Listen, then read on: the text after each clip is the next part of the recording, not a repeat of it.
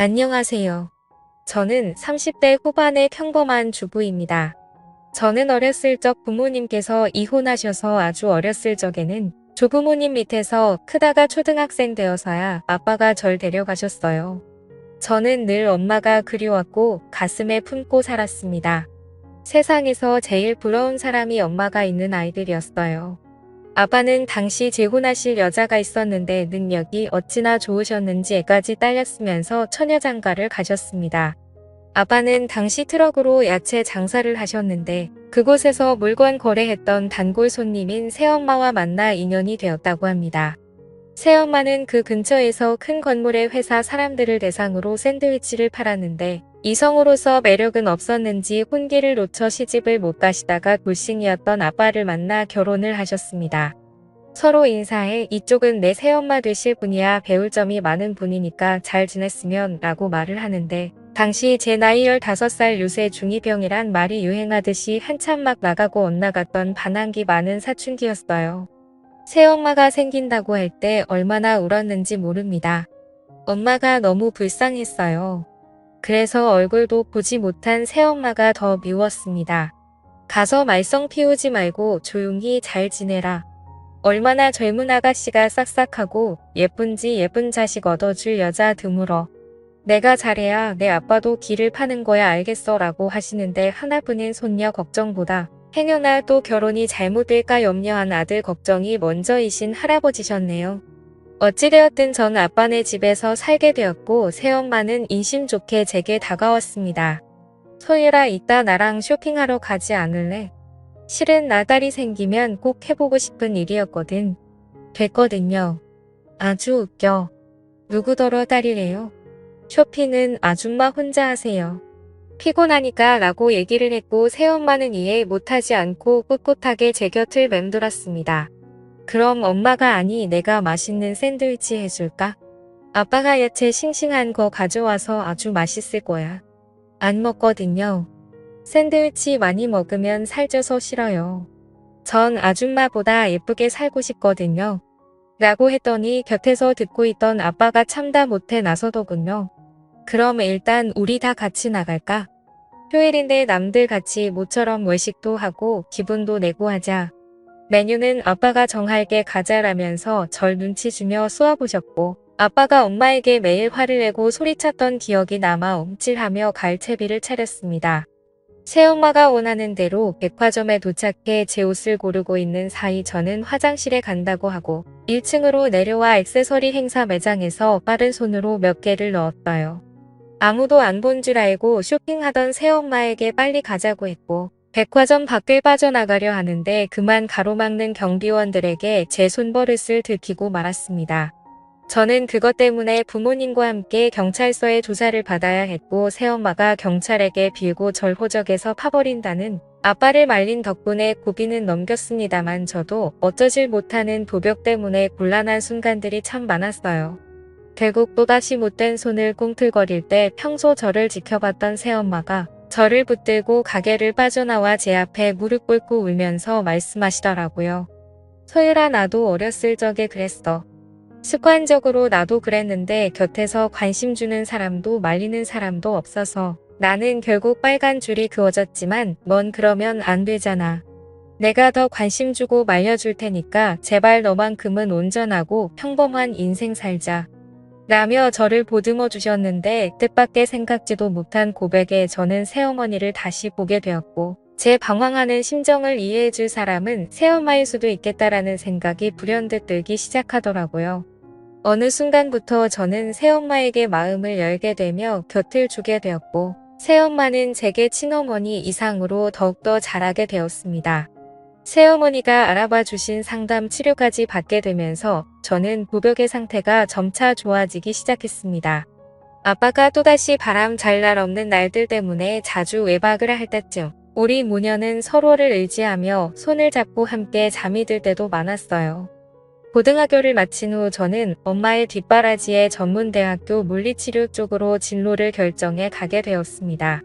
졸업할 때쯤 병원 쪽으로 실습을 나가게 되었는데 그곳 물리치료를 받고 있던 지금의 제 남편을 만나게 되었어요. 저보다 5살 정도 많은 남자였는데 운동하다가 다리 쪽을 접질렀다고 했던 그는 저를 눈여겨봤던 건지 제게 식사 제안을 먼저 했고 얘기를 해보니 남편도 저처럼 부모 없이 조부모님 밑에서 외롭게 컸더라고요. 그게 공통분모가 되어 난생 처음 설렘을 품은 채로 관계가 발전해 연인으로 후에는 부부로서 인연을 맺게 되었습니다. 대학을 졸업한 후 2년 정도 있다가 결혼을 결심하고 제 예비 신랑을 집으로 데려갔는데 아버지가 다짜고짜 반대부터 하시더라고요. 미안하지만 난 화목한 가정에서 자란 사위를 바라네. 내 딸이 재혼 가정에서 자라받은 상처를 좋은 가정에서 자란 사람이 보듬어줬으면 라고 하는데 제 예비 신랑을 2년 정도 봐왔지만 그 누구보다 바르고 착한 청년이었거든요. 새엄마도 간간히 제 예비 신랑을 받기에 인성을 증명해 주었습니다. 저희 모녀의 가진 설득에 아버지는 두 손 두 발을 다 들고 결국 허락해 주었고 저는 기쁜 마음으로 누구 못지않게 행복한 결혼식을 올렸습니다. 허나 결혼하고 얼마 되지 않아 아버지는 술을 사랑했던 대가를 받고 간암으로 운명하시고 말았습니다.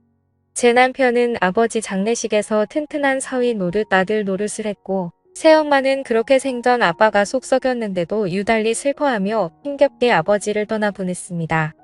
새엄마는 그 후부터 생기를 잃었고 말수가 많이 줄었어요. 통통했던 살도 너무 많이 빠져버려 마음이 아프고 걱정도 되었습니다. 게다가 사시던 집도 아버지 빚 때문에 다 넘어가게 생겨 작은 단칸방으로 쫓겨날 얘기였죠. 혼자 사시는 새엄마가 늘상 맘에 걸렸던 제 심정을 알았는지 남편이 먼저 제안을 해주었습니다. 우리 이참에 장모님 모시고 살까? 방도 2개나 더 있고 숟가락 하나만 더 놓으면 되잖아. 정말 그래도 돼. 나는 자기가 우리 새엄마 내 친엄마 아니라는 걸로 싫어할 줄 알았거든. 당신한테 친엄마 이상인 분이시잖아. 내가 부모님이 없어서 그런지 장모님이 따뜻하고 편안했거든. 우리 엄마라고 생각하고 나도 잘 모실게. 이렇게 남편과 저는 합의를 본 후 뜻을 새엄마에게 전했고 새엄마는 저희 뜻에 감동받았는지 한참을 그 자리에 서서 오열했네요. 그렇게 저희는 새엄마랑 합가를 하게 되었습니다. 엄마는 늘 송구스러워하시며 집안일을 전담하셨고 그간 모은 돈이라며 5천만 원 정도 저희에게 돈을 주시기도 했습니다. 남편 사업이 좀 어려웠을 때였는데 그걸 어떻게 아시고는 보태주셨던 거예요. 남편은 진심으로 엄마에게 고마워했고 우리는 날마다 꿀같이 달달하게 살았습니다. 그러던 어느 날 예상치 못한 손님이 제 앞에 찾아오셨습니다. 그토록 그립고 보고 싶었던 눈을 감다라도 결코 잊을 수 없었던 그 사람 네. 바로 절 낳아준 절 어렸을 적 버리고 갔던 저희 친엄마였어요. 친엄마는 어느 젊은 여자와 커다란 캐리어를 들고 왔는데 아무리 시간이 흐르다지만 알아보지 못할 정도로 변했고 굉장히 세련되어져서 나타났습니다. 가끔 위아래로 저를 한심하게 훑어보시더군요. 새엄마 밑에서 자라서 하도 눈칫밥을 먹어서 그런가 저렇게 볼품없게 삐쩍 말라갔고는 사위는 어디서 허우대만 멀쩡한 사람을 데려왔대. 그나저나 인사해라. 얘는 내 동생이야. 너보단 4살 정도 어리고 지금 명문요대 다니고 있단다.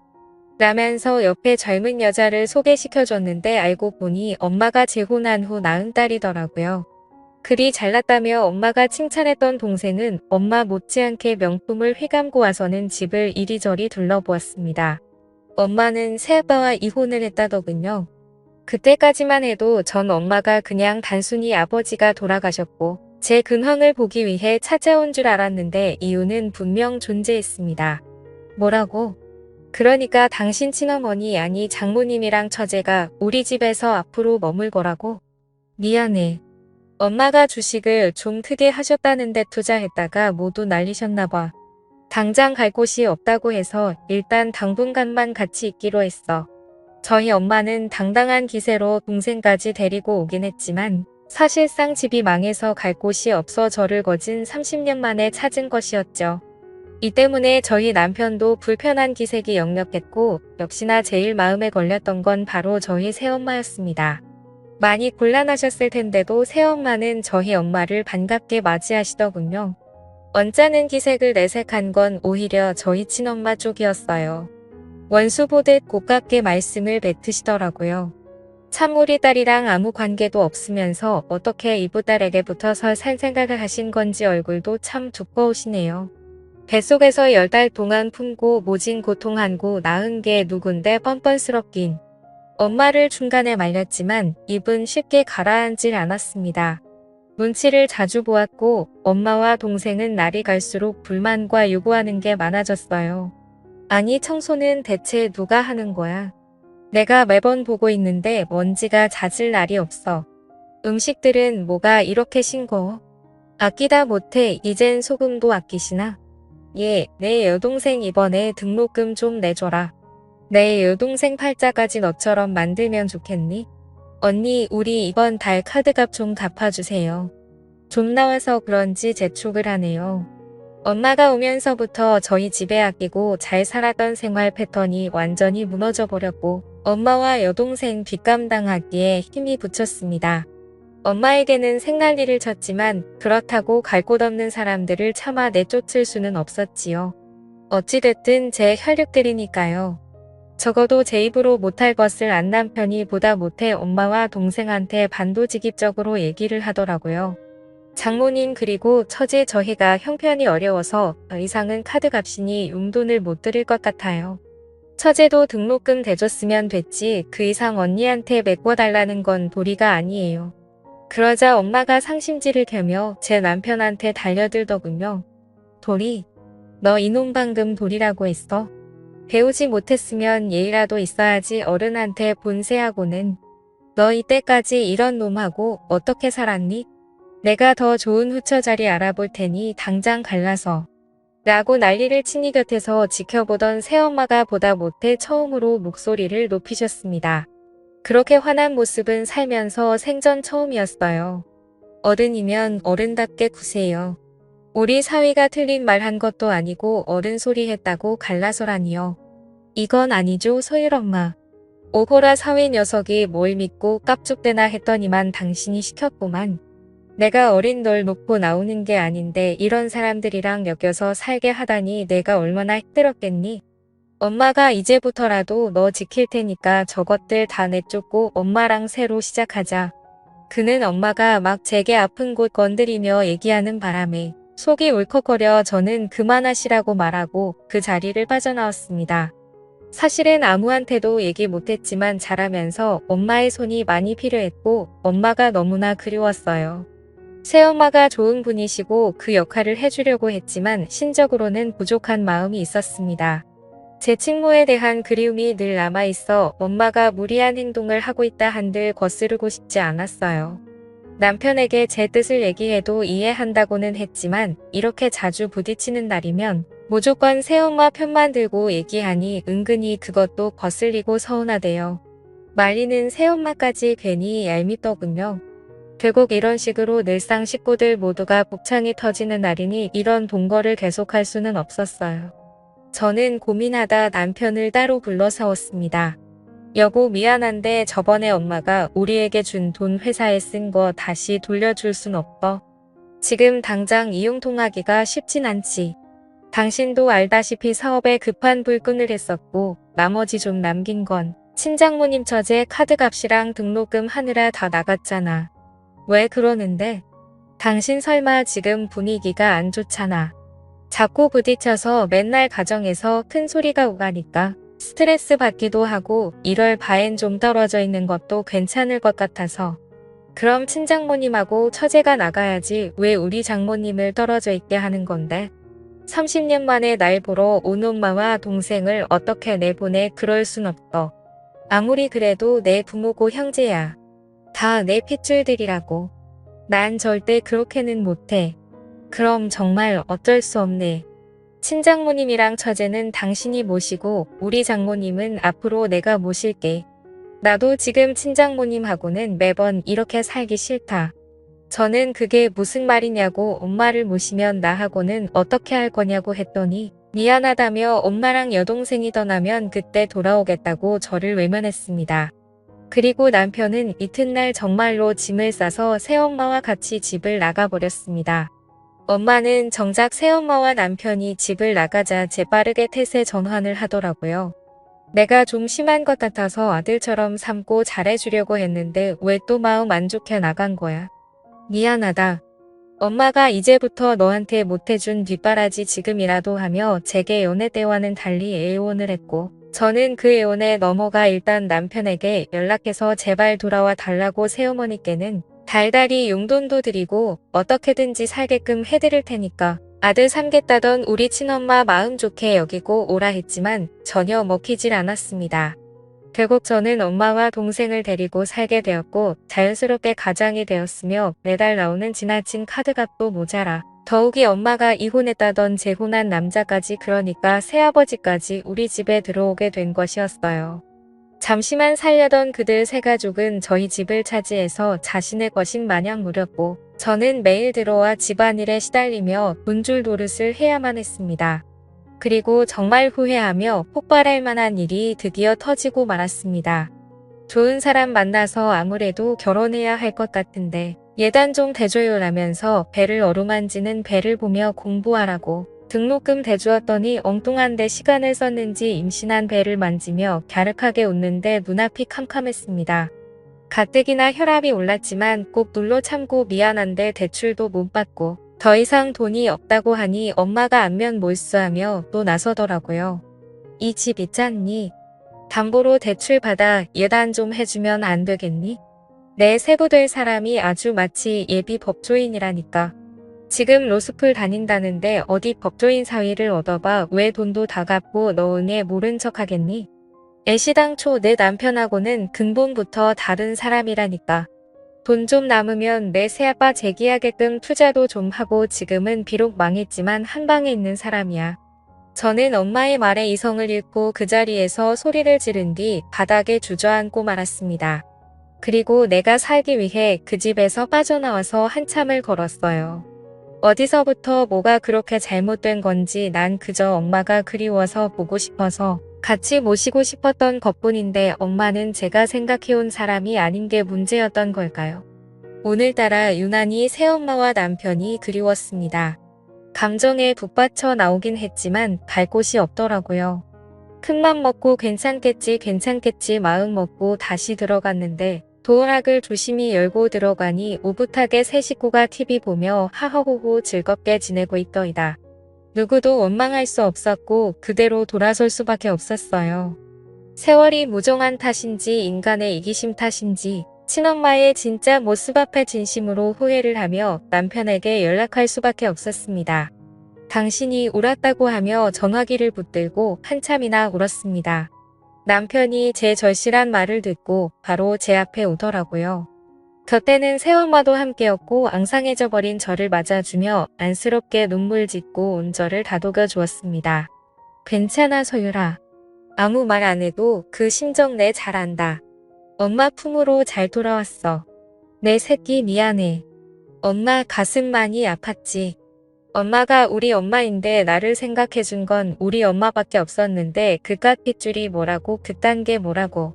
새엄마의 품이 이토록 포근했는데 친엄마 품은 더 그립고 포근할 줄 알았던 착각이 절 무너지게 만들었습니다.